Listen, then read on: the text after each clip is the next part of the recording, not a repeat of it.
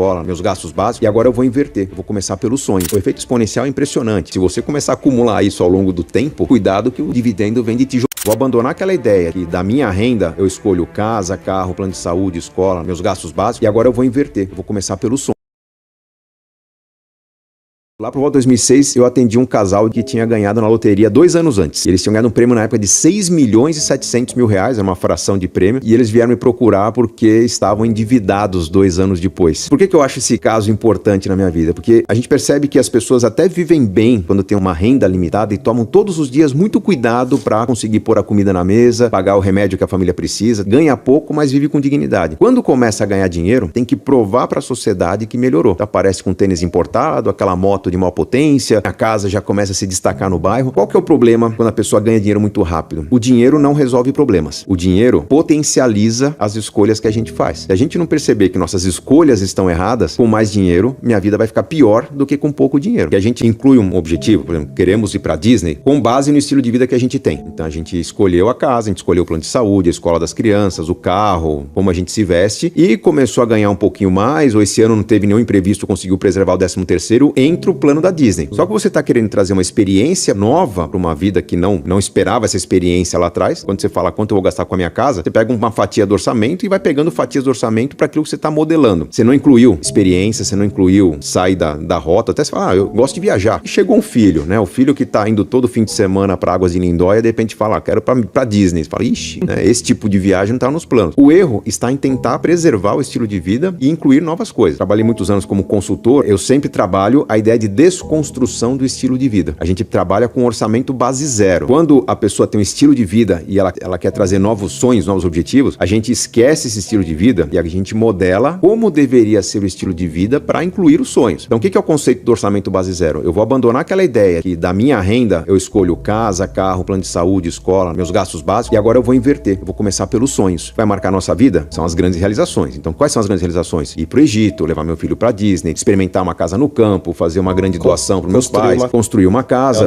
Quero fazer um curso de gastronomia lá na França, quero aprender a esquiar, algum sonho. Então, a gente da renda começa a construir os sonhos. Quanto eu deveria guardar por mês para independência financeira, para casa no campo, para uma viagem a cada 2, 3 anos, e a gente separa a primeira verba. Como normalmente essa construção de sonhos é de médio e longo prazo, eu preciso ter o elemento da motivação. Então, além dessa verba para os sonhos, eu separo uma verba para qualidade de vida, para fazer coisas que normalmente as pessoas esquecem. Praticar meu esporte, doar para quem precisa, coisas que eu sinto que são importantes. Para algumas pessoas, viajar de tempos em tempos para ver a família. Tem gente que está vivendo longe da família. Isso é qualidade de vida. Com o que sobra, eu vou modelar meu estilo de vida. Nossa, eu achei que podia morar numa casa, num apartamentão, vou morar num flat. É um jeito interessante de viver? Não, tem que estar claro que é um jeito menos confortável, menos conveniente de viver. Mas tem que ter aquela consciência de que, de repente, eu chego no sábado e falo, puxa, eu queria que meu apartamento fosse maior. Como não é, ainda bem que eu tenho a verba para ir ao teatro, ao cinema, visitar os amigos, presentear. Mudou o foco. Não é mais o estilo de vida. Legal. Então, a gente adota uma vida mais simples para que ela seja mais rica em experiências, é a tal da qualidade de vida, e realizações, que são os grandes sonhos construídos. Como essa vida vai ter mais experiência, é muito provável que eu tenha uma energia vital muito maior. A gente entra no êxtase de estar realizando sonhos. Então, a gente inverte a ordem das escolhas. A vida, ela se torna menos recompensadora do ponto de vista daquilo que eu ostento, mas muito mais recompensadora do ponto de vista do que eu acrescento à minha rotina, aos meus registros de vida, as histórias que eu tenho para contar para a família, para os amigos. Eu me torno uma pessoa muito mais rica. As pessoas vão querer estar mais comigo para compartilhar experiências. As oportunidades aparecem mais. Os amigos vão querer acompanhar mais esse tipo de processo. Então eu começo a perceber que daqui a pouco estava difícil planejar uma viagem, mas os amigos estão vindo junto e cada um está contribuindo um pouquinho. Fica mais fácil, fica mais leve, fica até mais barato quando a gente pensa na escala que isso pode ter. Com isso, a tendência é que a gente prospere mais. Uma vida de mais experiências nos traz mais bagagem, nos traz mais criatividade, a gente trabalha melhor, a gente evolui melhor e até esse sacrifício inicial que a gente fez, eu não vou esperar a aposentadoria para mudar. Ao longo dos anos, eu vou melhorando e minha renda tende a crescer porque eu sou um profissional melhor. Quem está sufocado por contas para pagar, devia num dado momento parar em família, falar, esquece o quanto custa o apartamento, esquece quanto custa a escola dos filhos, vamos imaginar, com quem te ganha, vamos tentar modelar um estilo de vida mais simples, só que incluindo várias realizações, vai ter um gap aqui entre o que a gente é e o que a gente quer ser. E aí o que a gente constrói? Uma estratégia para desconstruir o que a gente é e começar a construir o que a gente quer ser. Eu falo insistentemente nas minhas redes que planos não foram feitos para dar certo. Gente, isso não é uma frase arrogante. Você monta um plano, tem 3, 4 anos anos para realizar. Se você ignora o fato que nesses 3, 4 anos você se tornará uma pessoa mais inteligente, o seu plano vai acontecer exatamente como previsto. Se você montou e segue esse plano e não dá atenção para ele, vai juntando dinheiro, você vai chegar no dinheiro que você precisar, você vai pagar caro. Agora, se você estuda aquele plano semanalmente, e vai fazer uma pesquisa, entra num blog, vê o que as pessoas estão fazendo, acompanha notícias, mudanças de preço, você vai aperfeiçoando o plano. Então é muito provável que um plano que merece atenção, depois de 3, 4 anos, ou ele aconteceu melhor do que o previsto, ou aconteceu antes do que o previsto. Você está se tornando um expert em melhorar o seu plano. Isso vale para tudo, gente. Houve uma matéria na Você S.A. em que eu ensinava a chegar no 1 milhão em 10, 20, 30 anos e naquela conversinha de café, a jornalista falou, puxa, mas você acredita mesmo nisso, professor? Eu não só acredito, como estou chegando nesse número. Isso era novembro de 2005, eu virei 1 milhão no final de 2005. O Casais Inteligentes Enriquecem Juntos começou a fazer sucesso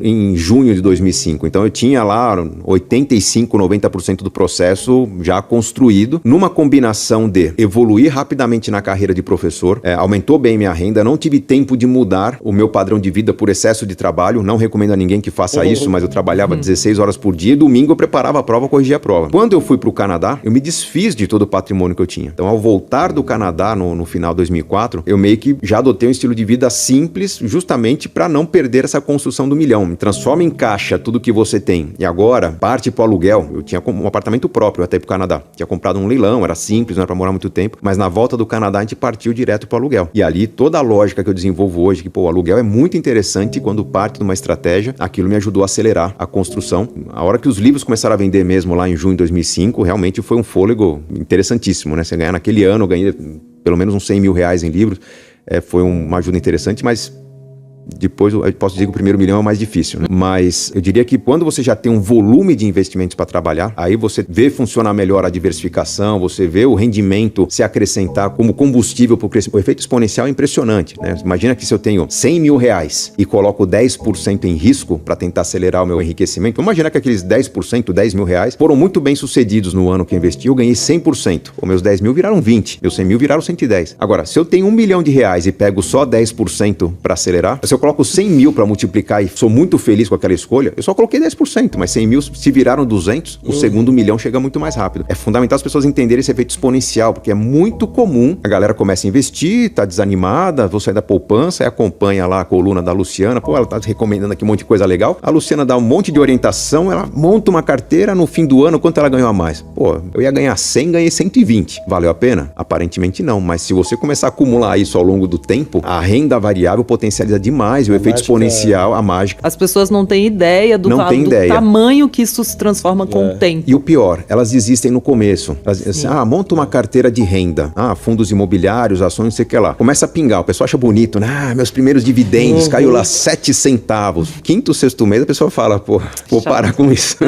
É muito pouco, mas porque não está simulando como vai ser daqui a 5 anos, como vai ser daqui a 10, como vai ser daqui a 20. Daqui a 20, cuidado que o dividendo vem de tijolada lá de cima. A gente vê a realidade das pessoas que têm muitas ambições porque a vida em família é muito sofrida, né? Nada tem, nada pode, ver aquela vida de Instagram, o pessoal saindo pra jantar, um monte de dica de passeio e tal, a gente não consegue. Então as pessoas quando ganham algum dinheiro querem logo tentar fazer aquilo que o famoso tá fazendo. A gente nunca teve essa ambição. O tempo todo me debruçava para fazer algum tipo de plano. Eu era professor de inglês, né? E minha renda era de meio salário mínimo. Tem uma ideia do salário mínimo naquela época era 200 e poucos reais, eu ganhava 140 por mês. Eu conseguia pagar o combustível, pagava uma outra atraçãozinha, tipo o hot dog da sexta-feira, mas eu juntava dinheiro para cada 4 ou 5 meses fazer um passeio de fim de semana com a Adriana. Era um esquema que a gente se divertia com o que a gente não tinha. Quando a gente começou a ganhar dinheiro, foi numa fase em que tanto a Adriana quanto eu começamos a trabalhar bastante. E ganhar dinheiro, gente. Dinheiro de hoje seria tipo 3 mil reais por mês. É um dinheiro que a gente não tinha.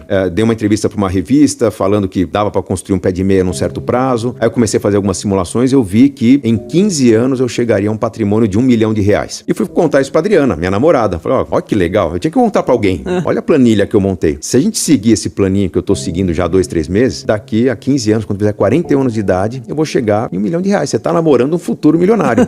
Ela falou, que legal. Já que estamos falando de futuro e namorando há 5 anos, que tal a gente pensar num casamento? Vi derreter aquela planilha. Não, peraí, né? Não estava incluindo naquela planilha o casamento. Eu não sabia dizer não. Então eu falei, puxa, casamento, por 5 anos de namoro, bateu uma vergonha. Eu não disse não. Falei, peraí, eu vou fazer as contas para ver quanto que custa um casamento. Eu cheguei em casa e montei um planilhão. Quase que virei à noite montando uma planilha de casamento. Era um sábado para domingo. Domingo fui lá na casa da Adriana com olheiras, né? Aqui, ó, meu plano pra gente casar. Puxa, olha, a gente teria que poupar 75% do que a gente ganha durante 2 anos. Para montar uma festa de casamento, ainda ficar pagando parcelas por 12 meses. Loucura, né? A Adriana falou, eu topo. Adorei. Quando ela falou, eu topo o casamento, eu falei, não. Ela não entendeu quanto vai ser sacrificado a gente abrir mão do nosso jantar fora, nossa noite de gala na barraquinha do hot dog, né? Na minha cabeça, ela ia desistir depois de 3, 4 meses. Começou, dia após dia, trabalhando, e ela era vendedora, trabalhava com comissão, de repente ela começou a falar, olha, tô vendendo mais. Como assim tá vendendo mais? Ah, porque eu vendo implantes para dentistas, né? Quando eu falo, o doutor quer comprar o implante? Eu falo, não preciso, tô com o estoque cheio e tal. Eu falo, doutor, ajuda, é pro meu casamento. E os caras começaram a comprar. E a renda dela, em 3 meses, quase que dobrou. Eu comecei a entrar na dela. Começaram a vir convites para aulas que eu tava recusando, dava aula de contabilidade básica. Alguém dá aula de estatística? Pô, estatística eu nunca dei aula, mas tirei 9,5 na matéria. Então deixa eu preparar por uns dias, eu dou aula. Comecei a pegar algumas aulas e a renda começou a crescer também. Fechava uma aula, pra mim, que era uma aula? Era R$400 a mais. Eu ia lá no orelhão, ligava pra Adriana, fechamos mais 30% do pacote de flores. E ia arriscando na planilha o que a gente tava batendo de meta com cada fração de renda que eu conquistava. E ela é a mesma coisa. Aquele plano que era para 2 anos, a gente viu que poderia viabilizar antes ou poderia viabilizar melhor. E a gente começou a acelerar o projeto de uma forma que a gente decidiu trabalhar que nem uns loucos nesse período. Mas era um grande sacrifício, mas estava muito claro qual era o prêmio. E a cada dia o prêmio aumentava. Tanto que a viagem que a gente planejava no começo era uma semana em Porto Seguro. Virou 2 semanas e meia na Europa. Fizemos Paris e Grécia na nossa lua de mel. E quitamos tudo no casamento. Não teve endividamento. Então estava muito claro o processo ali que, o sacrifício valia a pena? Valia. Porque o prêmio era muito grande. Tinha data para acontecer. E ali nasceu uma grande lição que eu trago para os meus livros, para o meu trabalho hoje, que é todo sacrifício vale a pena se ele não for se transformar em sofrimento. Se ele for parte de uma gincana em que você sabe quando o prêmio acontece, você vai celebrar esse prêmio, vai celebrar bem esse prêmio e marcar o começo do próximo sacrifício para realizar um outro sonho. A vida se torna uma grande gincana correndo atrás de grandes realizações. Você conhece o Casemiro? Olha o tanto que ele faturou na Copa do Mundo utilizando estratégias que o Peter Jordan ensina no curso dele. E essas estratégias foram liberadas agora, é totalmente exclusivo. Se você quer aprender a trabalhar de casa e faturar muito, clique aqui no link da descrição. Corra!